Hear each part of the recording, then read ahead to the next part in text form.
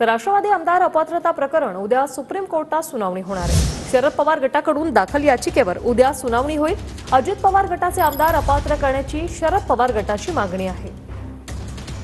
प्रदीप कापसे आमचे प्रतिनिधी आपल्या सोबत फोन लाईनवरून जोडले। प्रदीप, काय सविस्तर विश्लेषण? उर्वशी, उद्या खरंच सुप्रीम कोर्टामध्ये राष्ट्रवादी काँग्रेसच्या आमदार अपात्रता प्रकरणामध्ये पहिली सुनावणी होते। कारण मे मध्ये ज्यावेळेस शरद पवार गटानं अजित पवारांच्या आमदारांच्या विरोधामध्ये प्रकरण दाखल केलेलं होतं, त्यानंतर खरं तर आज ही प्रकरण जे आहे ते उद्या सुप्रीम कोर्टामध्ये होत आहे। उद्या सकाळी 9 वाजताचं प्रकरण जे आहे ते सरन्यायाधीश धनंजय चंद्रचूड यांच्यासमोर लिस्ट करण्यात आलेलं आहे।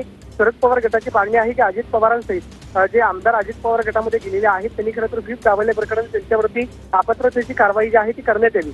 30 जानेवारीला राहुल नार्वेकरांनी खरं तर निर्णय जो आहे तो दिलेला होता, म्हणजे दोन्ही गटाचे आमदार जे आहेत ते अपात्र करण्यात आले नाही। मात्र अजित पवार गटानं खरं तर राहुल नार्वेकर यांच्या विरोधामध्ये सुप्रीम कोर्टामध्ये अजूनही धाव घेतलेली नाही किंवा याचिका जी आहे ती दाखल केलेली नाही। मात्र शरद पवार गट जो आहे जयंत पाटलांमार्फत सुप्रीम कोर्टामध्ये पोहोचलेला आहे। उद्या या प्रकरणावरती पहिली सुनावणी होते।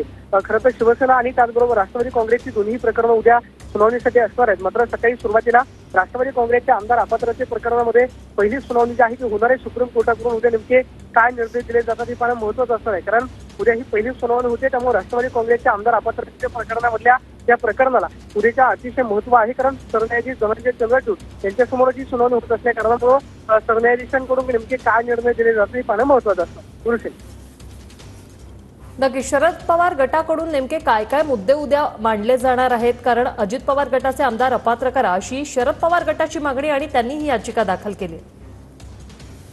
अगदी बरोबर आहे। खरं तर शरद पवार गटाची मागणी असणार आहे की म्हणजे अजित पवारांसोबत गेलेले आमदार जे आहेत त्यांना अपात्र करण्यात यावं। सुरुवातीला हे प्रकरण जे आहे ते राहुल नार्वेकर यांच्याकडे दाखल करण्यात आलेलं होतं, मात्र त्यावरती सुनावणी घेऊन नार्वेकरांनी निर्णय दिला की दोन्ही गटाचे आमदार जे आहेत ते अपात्र नाही।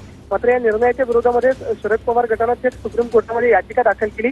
त्यामुळे राहुल नार्वेकर यांनी शिवसेनेचा सरचा संदर्भ देताना राष्ट्रवादी काँग्रेसची याचिका वेगळी आहे ही खरं तर सातत्यानं वकिलांमार्फत राहुल नार्वेकरांना पटवून देण्याचा प्रयत्न केला। मात्र राहुल नार्वेकर यांच्याकडून दोन्ही गटाचे आमदार जे आहेत ते अपात्र करण्यात आले नाही।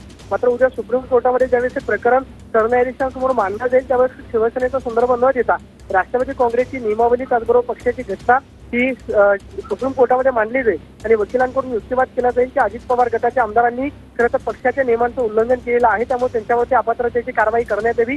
उद्या ज्यावेळेस सुरुवातीला 11 वाजता हे प्रकरण सुप्रीम कोर्टासमोर ठेवलं जाईल त्यावेळेस शरद पवार गटाची खरं तर सुरुवातीला प्राथमिक मागणी असणार आहे की अजित पवारांसहित गेलेले आमदार जे आहेत ते अपात्र करण्यात यावे। नक्कीच धन्यवाद प्रदीप, तुम्ही दिलेल्या या माहितीसाठी।